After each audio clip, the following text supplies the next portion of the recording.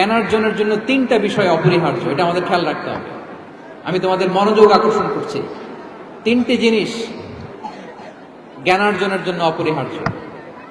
এক নাম্বার হচ্ছে বিনয়, দুই নাম্বার হচ্ছে সফর, তিন নাম্বার হচ্ছে সবর। আই রিপিট, আমি আবারও বলি, জ্ঞানার্জনের জন্য তিনটা জিনিস লাগে। এটা যে কোনো জ্ঞান হোক, লাগবেই, ইটস এ মাস্ট, কম্পালসারি।